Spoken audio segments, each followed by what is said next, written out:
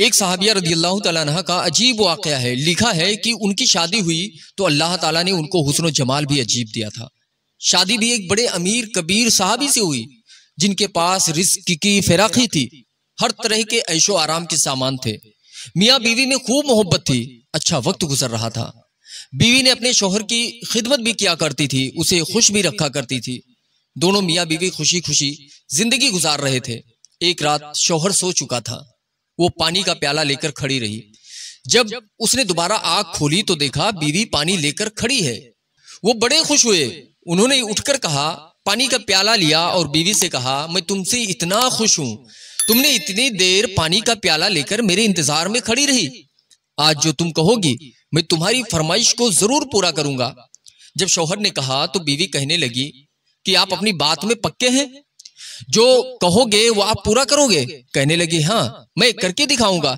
कहने लगी अच्छा, फिर मुझे आप तलाक देकर फारिग कर दीजिए। अब जब बात तलाक की हुई तो वो सहाबी परेशान हुए। इतनी खूबसूरत, खूबसीरत, इतनी वफादार और खिदमतगार बीवी कह रही है कि आप मुझे तलाक दे दीजिए। पूछने लगे, बीवी क्या तुझे मुझसे कोई तकलीफ पहुंची है? कहने लगी बिल्कुल नहीं। मैंने तुम्हारी बेकदरी की है? कहने लगी हरगिज नहीं। कोई आपकी उम्मीदों को तोड़ा है? तो कहने लगी नहीं, ऐसी कोई बात नहीं। फिर आपने कहा कि आप मुझसे खफा हैं? कहने लगी हरगिज नहीं। तो फिर तुम मुझसे तलाक क्यों चाहती हो? क्या आप मुझे पसंद नहीं करती? कहने लगी ये भी बात नहीं है, मैं पसंद भी करती हूँ, मोहब्बत भी करती हूँ, इसीलिए तो खिदमत करती हूँ।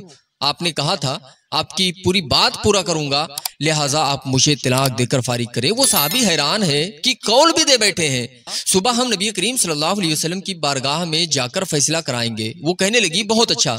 जब मियाँ बीवी रात को सो गए, सुबह हुई तो बीवी कहने लगी चलो और चलकर रसूल पाक सल्लल्लाहु अलैहि वसल्लम की बारगाह में फैसला कराते हैं।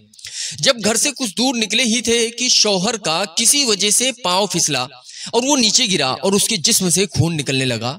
बीवी ने फौरन अपना दुपट्टा फाड़ा और शौहर के जख्म पर पट्टी बांधी और उसके बाद उसको सहारा दिया और कहने लगी चलो घर वापस चलते हैं, मैं आपसे तलाक नहीं लेती। वो हैरान हुए कि तुमने तलाक का मुतालबा किया तो मुझे कुछ समझ में ना आया और अब कहती हो मुझे तलाक नहीं चाहिए, तो अब मुझे समझ में ना आ सका।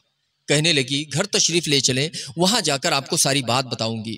जब घर जाकर बैठे तो कहने लगे कि मुझे बताओ तो सही क्या बात है? कहने लगी कि आपने चंद दिन पहले मुझे रसूल पाक सल्लल्लाहु अलैहि वसल्लम की हदीस मुबारका सुनाई थी, जिस बंदे से अल्लाह रब्बुल इज्जत मोहब्बत करता है उस बंदे के ऊपर इस तरह परेशानियां आती है जिस तरह पानी ऊंचाई से ढलान की तरफ जाया करता है।